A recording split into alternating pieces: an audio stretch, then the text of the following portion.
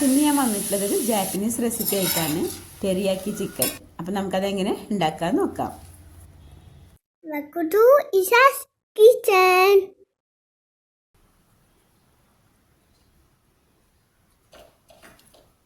അപ്പോൾ ടെറിയാക്കി ചിക്കൻ ഉണ്ടാക്കാൻ വേണ്ടി ഞാനിവിടെ 1 കിലോ ചിക്കൻ എടുത്തിട്ടുണ്ട്.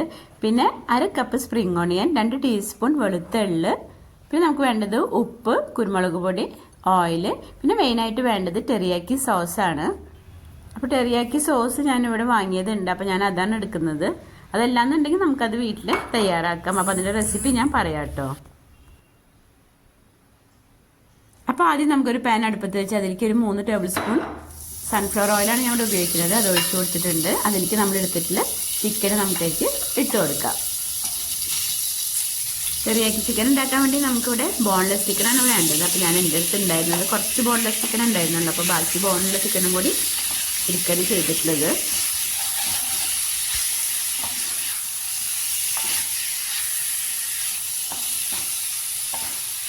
ഇനി നമുക്ക് ചിക്കനെ ഹൈ ഫ്ലെയിമിൽ വെച്ചിട്ട് തന്നെ ഒന്ന് ഫ്രൈ ചെയ്തെടുക്കണം. ലോ ഫ്ലെയിമിലാവുമ്പോൾ അതിൽ നിന്ന് വെള്ളം ഇറങ്ങുള്ളൂ. അപ്പോൾ വെള്ളം അധികം ഇറങ്ങാതെ ഹൈ ഫ്ലെയിമിലാവുമ്പോൾ അത് നമുക്ക് വേഗം ഡ്രൈ ആയി കിട്ടും. ഒരു 10 മിനിറ്റോളം നമുക്ക് ഒന്ന് വേവിച്ചെടുക്കാം.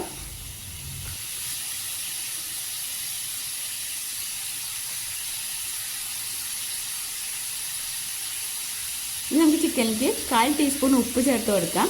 പിന്നെ 1 ടീസ്പൂൺ കുരുമുളക് പൊടി ചേർത്ത് കൊടുക്കാം.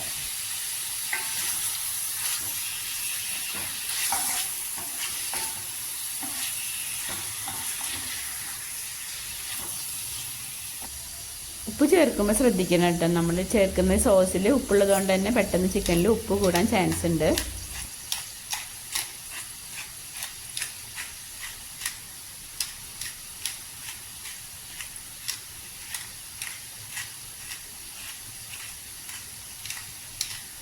ചിക്കൻ ഏകദേശം ഹാഫ് കുക്ക് ആയിട്ടുണ്ട്.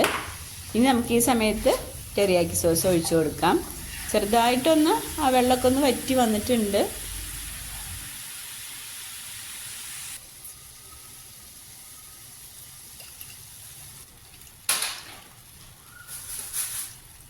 ഇനി നമുക്ക് മീഡിയം ഫ്ലെയിമിൽ വെച്ച് അതിലേക്ക് ഒരു 4 ടേബിൾ സ്പൂൺ ടെറിയാക്കി സോസ് ഒഴിച്ചു കൊടുക്കാം.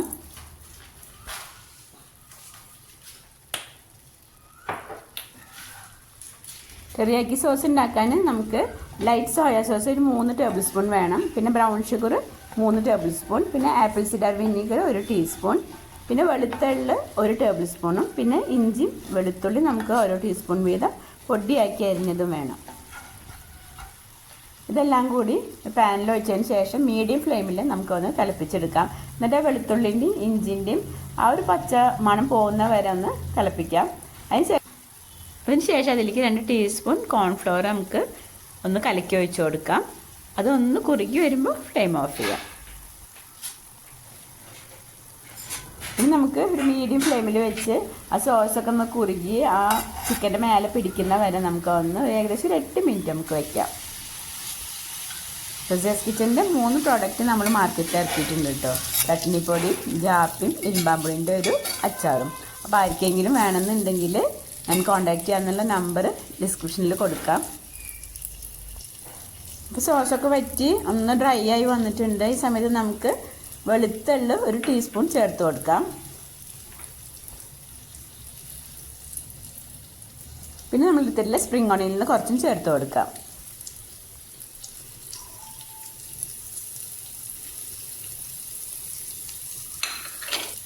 ഇനി നമുക്ക് നന്നായി ഒന്ന് മിക്സ് ചെയ്യാം. അതിനുശേഷം നമുക്ക് ഇതിലേക്ക് 2 ടീസ്പൂൺ കോൺഫ്ലവർ 1/4 കപ്പ് വെള്ളത്തിൽ കലക്കി ഒന്ന് ഒഴിച്ചു കൊടുക്കാം.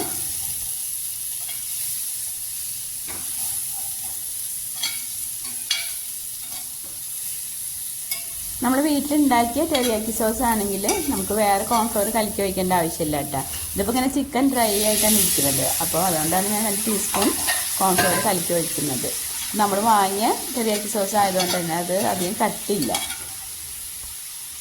ചിക്കൻ കുറച്ച് ഡ്രൈ ആയിട്ടാണ് ഇരിക്കുന്നത്. അപ്പോൾ ഞാൻ ആദ്യം കുറച്ച് ചൂടുള്ള വെള്ളം ഒഴിച്ചു കൊടുത്ത് അതിന് ശേഷം ഞാൻ 1/4 കപ്പ് വെള്ളത്തിൽ 2 ടീസ്പൂൺ കോൺഫ്ലവർ കലക്കി ഒഴിച്ചു കൊടുത്തേക്കാണ്.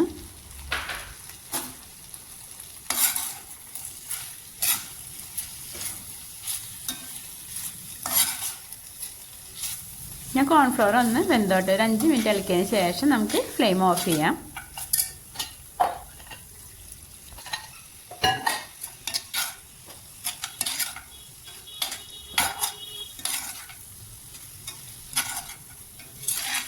അപ്പോൾ ഇത്രയുള്ള പണി. നമ്മളെ ടെറിയാക്കി ചിക്കൻ ഇവിടെ റെഡി ആയിട്ടുണ്ട്.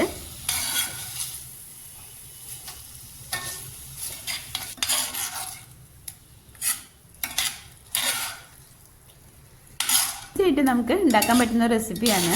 അപ്പോൾ നമ്മളെ വീട്ടിലുള്ള ഇൻഗ്രീഡിയൻസ് ഉപയോഗിച്ചിട്ട് തന്നെ വളരെ പെട്ടെന്ന് നമുക്ക് തയ്യാറാക്കാം. നമുക്ക് പേര് കേട്ട് പേടിക്കൊന്നും വേണ്ട. ഒരു 10 മിനിറ്റ് കൊണ്ട് നമുക്ക് റെഡിയാക്കാൻ പറ്റുന്ന റെസിപ്പിയാണ്.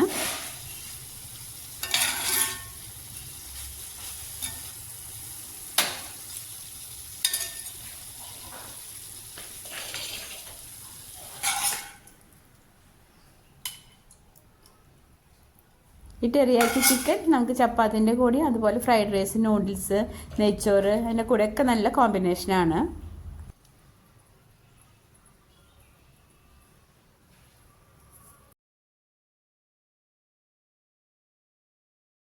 അപ്പം നിങ്ങൾക്ക് എൻ്റെ ഈ റെസിപ്പി ഇഷ്ടമായിട്ടുണ്ടെങ്കിൽ ഫ്രണ്ട്സിനും ഫാമിലിക്കൊക്കെ ഒന്ന് ഷെയർ ചെയ്യണേ. അതുപോലെ തന്നെ നിങ്ങൾ ഉണ്ടാക്കി നോക്കിയിട്ട് നിങ്ങളുടെ അഭിപ്രായം കമൻറ്റ് ചെയ്യാൻ മറക്കരുത് കേട്ടോ. അപ്പോൾ ഇനി മറ്റൊരു വീഡിയോ ആയിട്ട് വരാം. താങ്ക്